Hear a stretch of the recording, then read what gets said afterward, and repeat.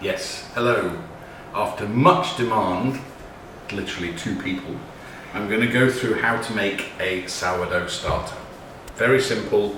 These are the things that you need.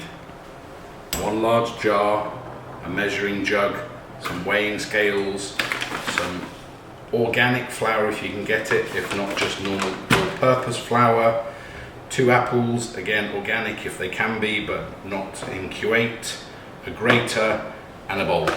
I'll move that one to the side, and a spatula, very important. Okay, the first thing we need to do is weigh out 500 grams of flour. 500 grams of flour. If you've got a digital scale, use a digital scale. If you haven't, then any scale will do, but make sure it's 500 grams. 500 grams.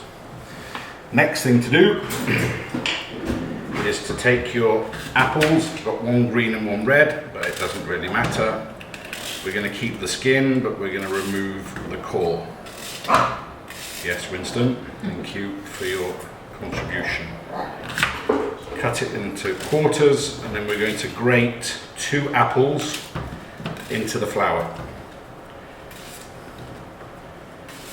Okay, take your 500 grams of flour and grate the apple into the flour. This really helps build up the yeasts and kind of means that your sourdough will have a much stronger chance of becoming alive and making some bubbly wonderfulness. So we're going to put all the apples in. Okay. Once you've got the apples in, good clean hands, as we all have at the moment from all our anti-COVID measures.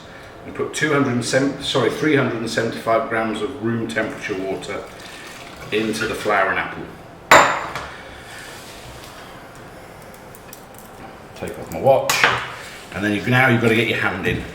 We're going to squodge it all in together.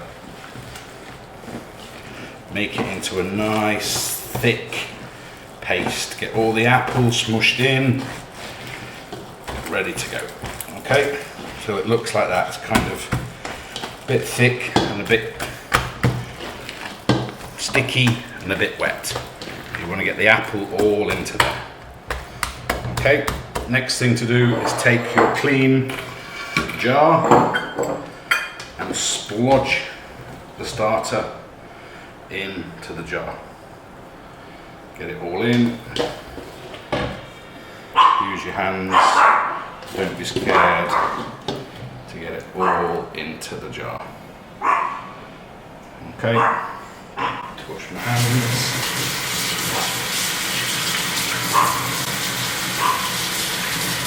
Wash my hands. Okay. And that is basically it. Okay, give it a clean round. Where's the paper gone? Kitchen paper is gone. Give it a good clean round from the top of the jar. Close it up. Leave it somewhere warm, about 23 degrees for 3 days. And in 3 days' time, we'll come back, we'll have a look at it and do the next step. In the meantime, one thing I did forget is to take a pen. Needed a pen, I didn't have a pen. Take a pen or a rubber band and put a mark on the glass where it is the line on this jar. Okay, so smudge it down, put a line where it is, and then you'll be able to see as it grows. This is one I did 2 weeks ago. I've already used it to bake a couple of loaves, but that line enables me to be able to see if it's doubling in size, which is what we want it to do. Double, drop down, double, drop down. So we're going to put that somewhere warm in the kitchen. Try not to keep it too close to the air conditioning. I'm going to put it up here above the stove, just there, and we'll come back to it in 3 days and I'll go through the next steps.